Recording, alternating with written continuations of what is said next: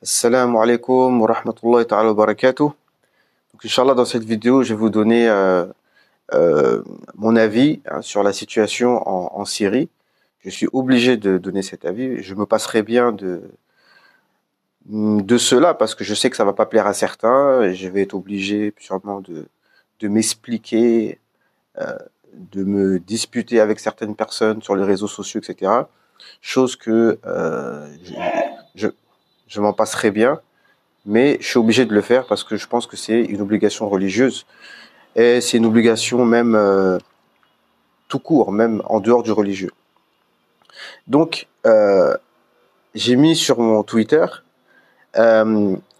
l'appartenance dogmatique et religieuse influence la lecture historique et politique. L'appartenance religieuse et dogmatique influence notre lecture historique et politique. Ou j'aurais pu mettre comme titre la naïveté des salafo-wahhabis en termes de géopolitique. Voilà. Donc tout simplement, la situation, c'est quoi?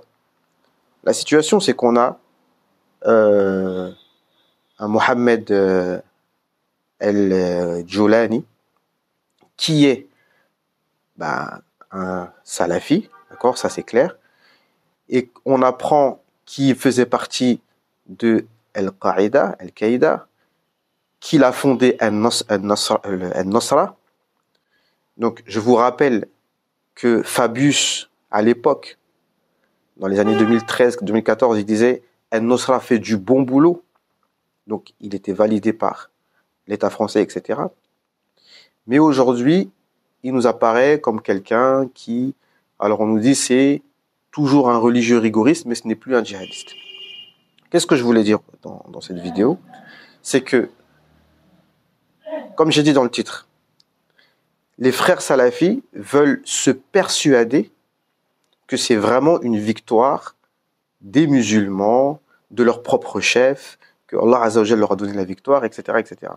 On a même des gens comme Will Dedo qui nous dit voilà, il avait vu ça en rêve, etc. Et donc là, ça commence à partir dans des choses émotives, etc. Alors que je pense que je parle aux gens intelligents et qui sont censés, notamment le frère de Comprends ton Dîne qui vient de faire une dernière vidéo qui parle, qui reconnaît qu'il y a des complots. Parce qu'aujourd'hui, en fait, même chez les musulmans dans les réseaux sociaux, quand tu parles de complot, on te dit oh c'est bon, presque t'es un malade mental. Alors que selon moi, celui qui n'est pas complotiste, c'est lui qui devrait aller consulter. Ça, c'est mon avis, d'accord? On a vu passer des choses sur les réseaux sociaux. On a vu passer des choses sur les réseaux sociaux qui nous disent les Ash'ari ont libéré la Palestine, les Maturidis ont libéré Constantinople et les Salafis ont libéré la Syrie. Voilà. Et dans d'autres qui nous disent voilà, il n'y avait pas de soufis, là les soufis ils n'étaient pas là. Ok. Donc, tout simplement, moi, encore une fois, je vais faire une vidéo courte, mais tout simplement, moi, ce que je vous invite à faire, je vous encourage à faire, c'est d'écouter les vidéos de Youssouf Hindi. Il a une chaîne Telegram dans laquelle il envoie des contenus. Il est invité sur plusieurs médias dans lesquels il explique plusieurs choses. Il a écrit des livres, d'accord? Donc, celui qui veut aller plus loin, je vous invite soit à lire ses livres, ou bien ceux qui n'ont pas le temps ou qui peuvent pas, qui lisent pas, qu'ils écoutent ces vidéos, ces analyses à tête reposée. Je veux dire là, c'est pas à moi de vous faire l'exposé de la situation de manière géopolitique. C'est pas mon rôle en fait, d'accord? Mon rôle, c'est juste de vous dire, il faut être sincère avec soi-même, d'accord? Et j'ai envie de dire que cette naïveté des Wahhabis, c'est ce que j'explique tout le temps en fait, sur le sujet purement dogmatique, sur leur vision, et je l'ai toujours dit. Les gens pensent que les sujets de dogme, c'est pas si important, c'est que de la polémique pour rien. Vous voyez bien que ça joue sur la vision politique des gens. En gros, je ne rentre pas dans les détails, vous me comprenez tout de suite. En gros, eh ben, les wahhabotébis sont des gens qui sont utilisés par le système pour leurs objectifs à eux, que ce soit des objectifs purement pécuniers et aussi des objectifs religieux par rapport au grand Israël. D'accord? Maintenant, le frère, il nous parle de complexes d'infériorité qu'on aurait, qu'on croit que les musulmans ne peuvent rien faire, que tout est contrôlé par les autres. Non, ça c'est un mot-clé qui fait mouche, mais non. Moi je le dis, c'est moi qui parle. On le sait déjà. D'ailleurs, même quand je le dis, les gens ils ont peur. Ils disent Abou Muslim, arrête de dire ça, tu vas avoir des problèmes. C'est-à-dire que on le sait déjà qu'à la fin, on sait ce qui va se passer à la fin. Ce que je suis en train de vous dire là, il y a des imams en France qui se sont fait expulser dans leur pays parce qu'ils ont dit un hadith du prophète sallam de ce qui va se passer à la fin des temps. C'est-à-dire que viendra un moment, oui, on va tous les dégommer. Avec l'imam Mahdi, avec Sayyidina Isa. Ça, on le sait déjà. D'accord? Mais en attendant, il ne faut pas que nous, on soit les instruments de ces gens pour qu'ils continuent à faire ce qu'ils ont envie de faire. Après, j'aurais pu mettre comme titre aussi l'analyse politique et l'émotivité ne font pas bon ménage. Parce que quand on explique que la chute de Bachar, c'est voulu par les américano-sionistes, etc., on va nous répondre « Ah, donc ça veut dire que tu es d'accord et que tu soutiens le fait que Bachar mettait des femmes en prison, que ces femmes étaient violées et toutes les horreurs qu'on a entendues, qu'on fait ressortir maintenant. » Alors, bien entendu que on n'est pas satisfait de ça, bien entendu qu'on ne justifie pas cela, mais on n'oppose pas une lecture purement politique, pragmatique, avec des choses, émotives. Et comme j'ai dit dans ma première vidéo, on est entre la joie pragmatique et l'inquiétude à long terme. Ce qu'on craint, et même des Syriens que je croise ici, on craint, alors peut-être que ça n'arrivera pas, on l'espère vraiment, que Damas ne va pas se transformer en Gaza. C'est vraiment ce qu'on espère. De toute façon, le plus important, c'est pas nos querelles théologiques. Le plus important, c'est que la situation des Syriens soit meilleure que ce qu'elle a été dans un court terme. C'est ça le plus important. Maintenant, voilà. Donc c'était ça que je voulais dire. Et donc ces choses, bien sûr. Maintenant, dernière chose. Par rapport aux atrocités que faisait Bachar et que la plupart c'est dans le monde entier, hein, même la France aussi, elle a du sang sur les mains autant que Bachar ou plus. D'accord? Tous les gouverneurs du monde aujourd'hui, et c'est pas nouveau, depuis Pharaon et depuis Abu Lahab et depuis ça a toujours été. Bon. Maintenant, bien évidemment, ça ne se justifie pas, d'accord? Même les gens se sont plaints à Pharaon à Sayyidina Moussa de cela. À cause de toi et à Moussa, Pharaon augmente encore plus notre châtiment. قال أوذينا من قبل أن تأتينا ومن بعد ما جئتنا قال عسى ربكم أن يهلك عدوكم ويستخلفكم في الأرض فينظر كيف تعملون. Ils ont dit à Sayyidina Moussa, oh Moussa, déjà avant que tu arrives, il nous faisait subir le calvaire. Et maintenant, toi, tu viens, tu le provoques avec ton message que tu lui envoies, tu l'énerves encore plus et il nous fait encore subir plus de calvaire. Mais il a dit, peut-être que, et sûrement que Allah Azza wa Jal, il va vous débarrasser d'eux et ensuite il va vous mettre à sa place pour voir ce que vous allez faire. Et ça, c'est le point important, c'est que nous, maintenant, quand on sera sur terre, quand Allah Azza wa Jal va nous donner le pouvoir, on va voir ce qu'on va faire. On va bien voir. Et souvent, et ça, j'entendais ça des chouyours de l'USH, c'est vrai, c'est des frères musulmans, mais c'est quelque chose, je pense, qui est pertinent. C'est que souvent, les victimes se transforment en bourreaux. Comme les juifs d'ailleurs. Ils étaient victimes avant et maintenant ils deviennent bourreaux. Et nous aussi, souvent, c'est ce qu'on fait. Parce que les Daesh et machin, quand eux, ils sont au pouvoir, c'est pas joli ce qu'ils font. D'accord? Voilà. Mais ceci étant dit, une dernière chose à laquelle je pensais, c'est que, alors bien sûr, ça ne justifie pas, bien sûr, mais quand on passe notre temps à vouloir renverser un tyran, certes, c'est un tyran, ok.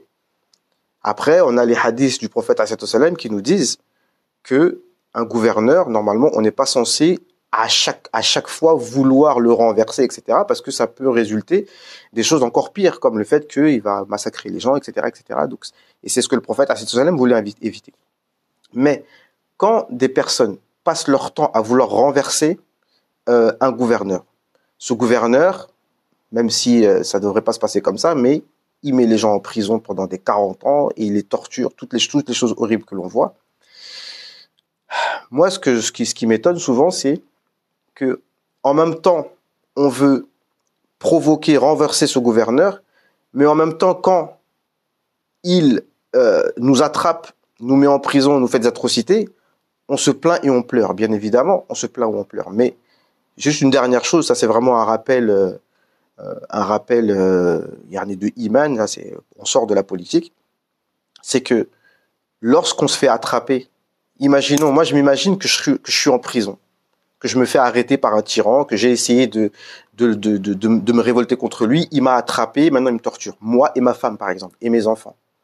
Donc imaginez-vous, moi je suis marié, donc chacun il peut se faire le film dans sa tête, imagine-toi que tu te fais attraper et que ta femme se fait attraper, et imagine-toi qu'on lui fait des atrocités à ta propre femme et à tes enfants qui se font torturer, écraser la tête, brûler devant toi. Bien sûr, je ne le souhaite pas. Et je peux pas me mettre à la place de ces personnes-là. Mais, Yarni, il faut que nous, on se prépare psychologiquement à ça. Il faut pas pleurer. D'accord? Il faut pas se plaindre. Il y a plein de versets qui me viennent en tête. Par exemple, et moi j'ai dit ça à mon épouse, imagine, tu te fais attraper par des gens et qui te font des atrocités. Tu lui dis quoi? Qul tamatta bi kufrika qalila innaka min ashabin nar. Profite de ta mécréance un temps, tu fais partie des gens de l'enfer. Wala ta'jal alayhim innama na'uddu lahum 'adda. Allah dit à son prophète, ne te presse pas de les voir se faire châtier. On les dénombre un à un. D'accord? Donc, nous, après, mon message que je répète souvent, que je disais pendant les événements de Gaza, c'est que, c'est vraiment un conseil. C'est qu'il y a des personnes, et d'ailleurs, Idriss Arbakan le disait, il faut lui reconnaître, il disait que les soufis ont pour rôle d'éviter aux gens de s'entretuer les uns les autres. D'éviter aux gens de s'entretuer les uns les autres. C'est-à-dire que, des fois, si tu suis les conseils des vrais chouyours qui ont une chaîne de transmission, qui ont la sagesse, qui sont avec Allah subhanahu wa ta'ala, tu suis leurs conseils, tu ne tomberas pas dans les fitnas. Donc tu ne tomberas pas dans ce qu'on considère comme des erreurs que font les gens de Gaza et que les gens qui se disent islamistes, machin, qui veulent absolument faire quelque chose de manière prématurée. Et ben en fait, ils deviennent les instruments de leurs ennemis. Et c'est ça qu'on veut éviter. Wallah, on cherche pas la polémique, je cherche pas à faire j'ai pas envie que dans les commentaires ça devienne ouais, t'es un traître, t'es un machin, parce qu'on est dedans de toute façon. Quand j'entends des frères comme le frère que je salue, hein, et que je respecte et que j'aime beaucoup, le frère Zied de Radio Principe, qui maintenant se retourne contre Youssouf Hindi, qui avant l'invitait dans son émission, qui maintenant dit ouais, c'est un collabeur, etc., etc. On est dedans en fait. On est dans le conflit, on est dans la polémique. Donc maintenant, je pense qu'il faut qu'on essaye de de s'écouter les uns les autres et de faire attention à ça. Mais moi, mon point de vue, moi je vous le dis clairement, je suis du côté, je re-regarde les analyses de Youssouf Hindi et de son acolyte Rachid de la chaîne ODC TV, Onde de Choc TV, et Alain Soral. Regardez les vidéos qu'il a faites il y a 10 ans, d'accord? Et regardez, comment il s'appelle, j'oublie son prénom, c'est pas Christophe Colomb, un Colomb qui s'appelle, il est connu, il parle beaucoup des sujets de la colonisation, etc., etc. Écoutez ce qu'ils disent.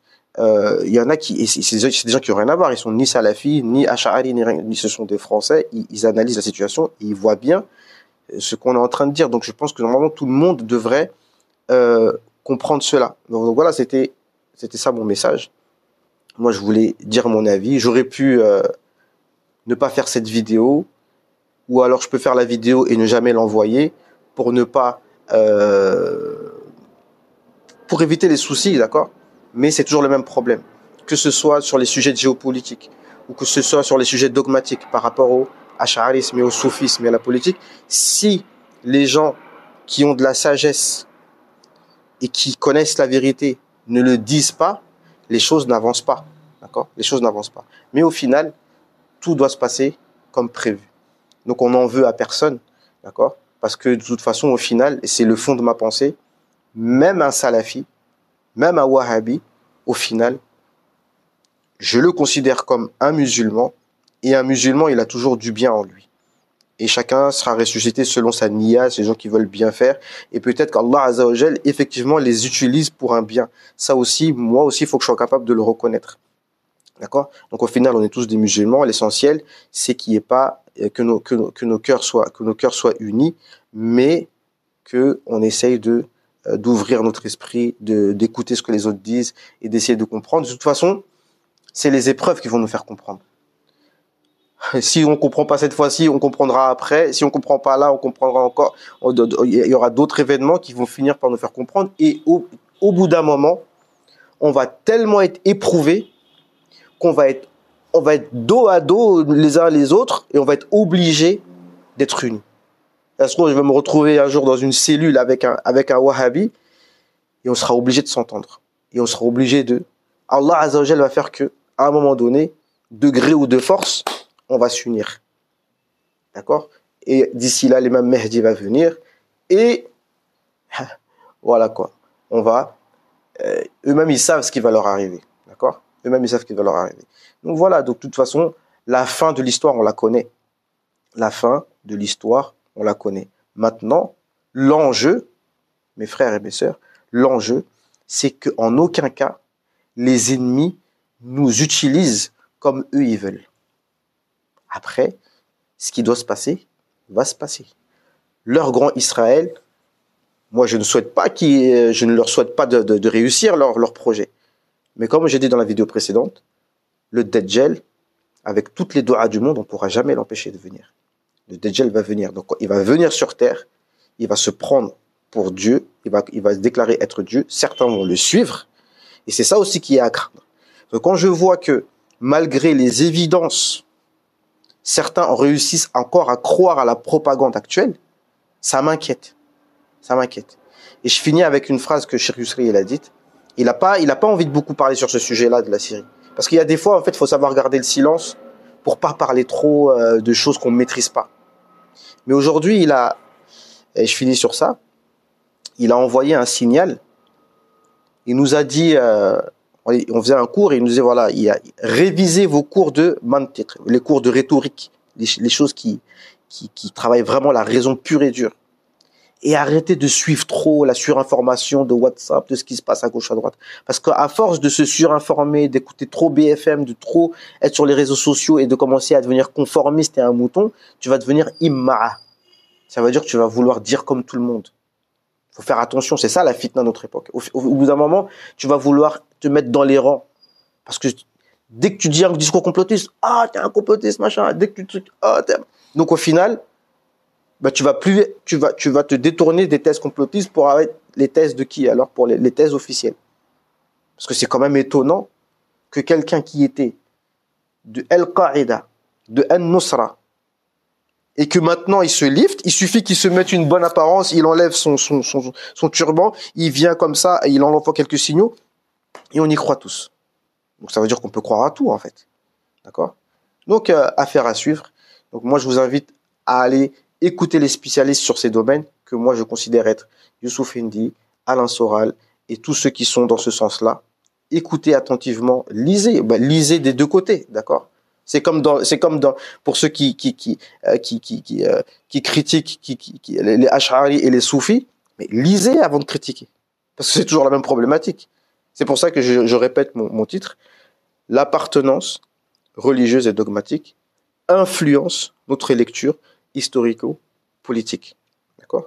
Donc, quand déjà on a le bon dogme, eh bien, on aura la bonne compréhension. D'accord? Et si je dois encore conclure, c'est que celui qui est vraiment avec Allah Azza wa Jal et surtout qui prie beaucoup sur le prophète alayhi salam, il aura comment on appelle ça? Le goût de la compréhension. Ladhat al-fahm. Et je dis, sans vouloir provoquer, que les wahhabis n'ont pas cela. Ils n'ont pas le goût de la compréhension. Ils sont privés de cela à cause de leur innovation et de la mauvaise relation qu'ils ont avec le prophète sallallahu alayhi wa sallam. أقول ما تسمعون وأستغفر الله لي ولكم ولسائر المسلمين فاستغفروه إنه غفور رحيم. السلام عليكم ورحمة الله تعالى وبركاته.